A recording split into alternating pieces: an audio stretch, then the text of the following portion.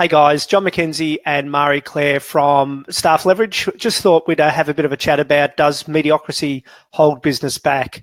I've had a couple of interesting conversations today. So, MC, what's your views on mediocrity in business and, I guess, broader life? Yeah, good question. I do tend to see it quite a lot, where I guess people might feel a bit threatened by those that are different or wanting to do better, and often do a lot better. So I find that, one, those people that do want to do better do still tend to accept mediocrity around them, which is challenging. And that might be with suppliers or staff, but also sometimes upper management are the ones that are holding the team back, which I think is a problem in business these days. Have you experienced the same thing?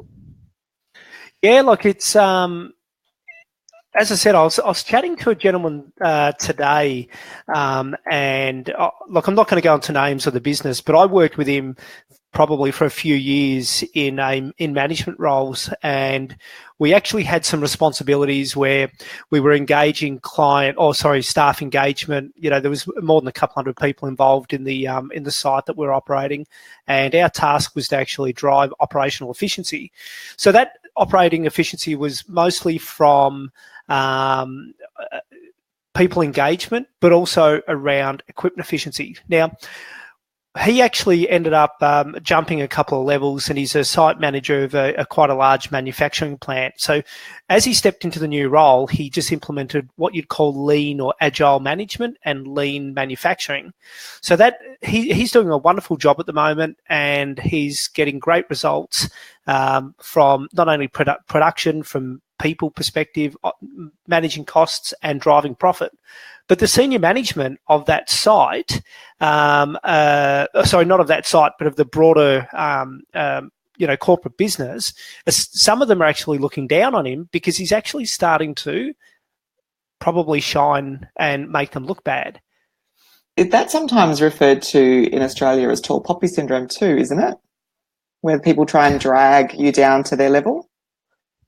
Yeah, look, that's a very good point. I'd suggest that that's what's happening. And so he just reached out. We're having a bit of a chat on Messenger tonight. And, it's very interesting because he's got some personal life issues going on, but which he's been fighting through and doing a great job with, I might add. But tall poppy syndrome. So is that the same as, does mediocrity hold back a business? In fact, is it the same as mediocrity in government? Good question. I think it could be said for any organisation. Even sadly, a lot of community groups and sporting groups, you end up with, or not-for-profits, you end up with just a few key people that do all the work, and the rest of them, will help, but that doesn't always pan out that way. So I don't know whether that's mediocrity, or is it the ones that do all the work and the leaders in those groups allow that to happen? I guess that's probably part of it. It's not just business, it's all over the place. And it's a tough one because, you need to bring people along those journeys. So I guess leadership is only leadership if people are following your vision. So, what do you think can be done in that space? Because you can't be led unless you're led, right? Well, look, I totally agree. Now, I can actually see some viewers coming on at the moment. So let's actually ask them to write some comments in if they see that does mediocrity hold business back, or in fact, does it hold society back? And my belief is it actually does. Look, I've worked for 2 years in government, and I worked with some amazing people in that particular space, but also saw some amazing waste within that environment as well. And ultimately, that was one of the reasons why I had to leave government, because I'd worked for probably the bulk of my life in the private sector. And when I actually spent some time in the public sector, and I could see that, there were some people that did amazing jobs. I cannot and I will not create a generalization. But the thing is, when I have a look at the the waste that sits in that environment, whether it be a lack of care, the lack of control, or the lack of focus, the mediocrity in bureaucracy is quite large. And for me, it's a major concern on... Look, I think it's the world, to be honest. I don't think it's one nation or one country over another. I see it across many, many countries in many, many environments. So, as I said, I'd love to get our viewers to actually ask, a couple of questions on whether or not they see that mediocrity, is actually something holding back more than just business, holding back society as well. Do you think, too, the larger the organisation or the more people that are involved, the more that kind of thing goes on?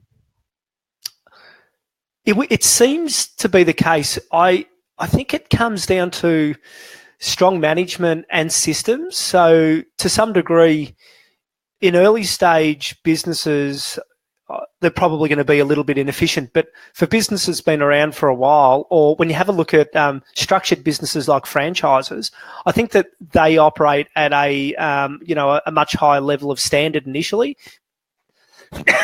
Excuse me, because there's systems in place to control the mediocrity or the service delivery or the expectations. But when we have a look at businesses that are operated without that structure, I think that it's hard to not only run the business, but also to manage all the facets of the business. So what can these businesses do then? Well, that's a really good question. You've been in business yourself and worked, in quite strong businesses in the NT, in general management. So you would know the same. You're throwing the questions to me. I want to flip that one to you. What do you think they should do about it?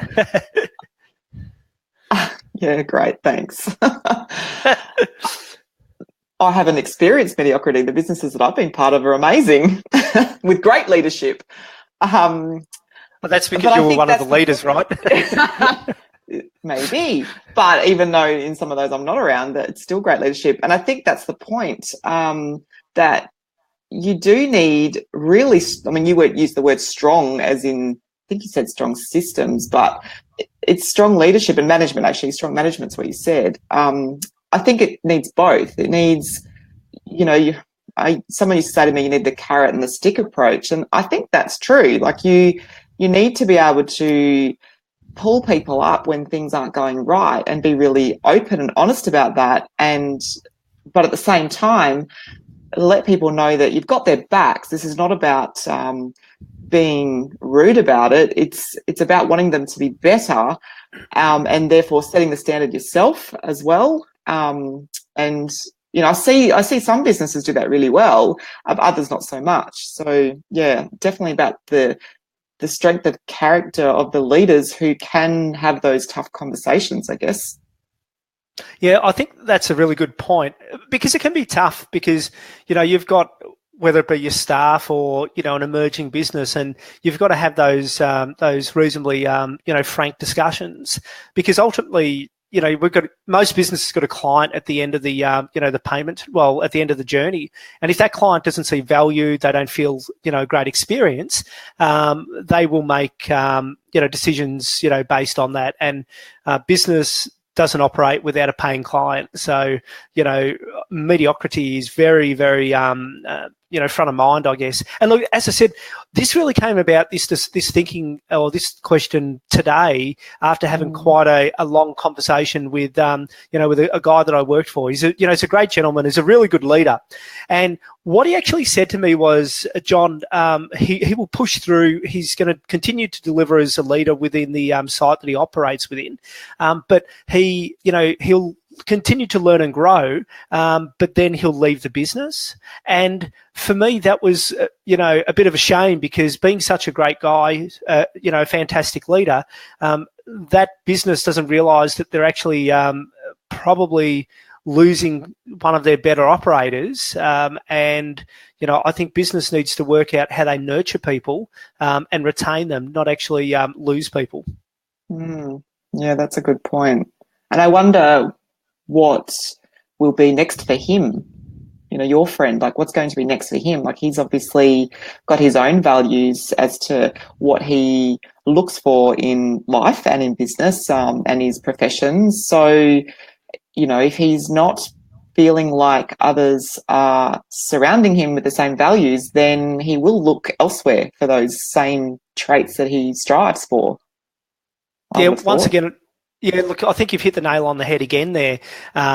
He actually suggested, well, he's a bit of an entrepreneur, even though he's a leader. So he's got some business environments that he's looking at extending into, and he will probably nurture and grow some of those business opportunities. But I'd imagine that for a period of time, for probably the 3-5 years, he'll continue to work in leadership structures in quite large manufacturing sites. Look, at the moment, he's probably got a site where he manages about 80 people, as the energy engineering leader. So he's very, very smart, very sharp, very committed.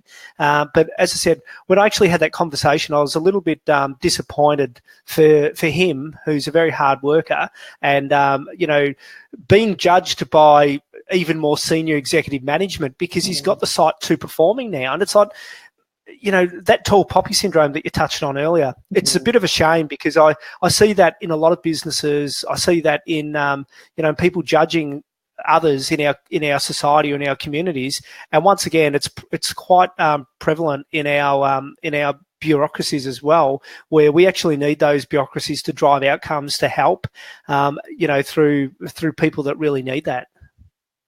Yeah. Great. Well, that conversation went everywhere, as it normally does with you, Mr. McKenzie. Well, I can't actually see anyone posting any questions, but we might actually wind up there. It's all right. It's late at night in some places, and it's early in the morning in other places. Spot on, and I think that later on tonight I'm probably going to catch up with some people in the US or Canada, maybe tomorrow morning or perhaps the next night, just in regards to digital as well. So digital agency and things that's hot in the digital space. So there's always more to do, but we've just got to keep chatting about the things that pop up in the real world and have very, very strong conversations, I think. So this we've done a couple of these live sessions already. And so what you're suggesting there is that you may invite some others to be guests on your show, if you like. Yeah, absolutely. So I think that in coming weeks we'll actually start engaging with not only people in our region, so in the Northern Territory, but perhaps even further afield around Australia, and certainly in Canada and the States and so on. Possibly in with some of our staff that work for us as well over time, because I do believe that leadership or great business actually comes from the many. It comes from the heartfelt aspect of delivering and having a vision or a goal. And, certainly I don't think that comes just from leaders. I actually think it comes from the many rather than the few. And, to be honest, people might get sick of seeing us. So it'd be great to have some other guests. And of course, everyone always brings a new perspective. So, they are fully supportive of anyone coming on. In fact, wouldn't it be great if, in a few hours' time, we jumped on here and saw some comments of others offering to come on? Wouldn't that be great?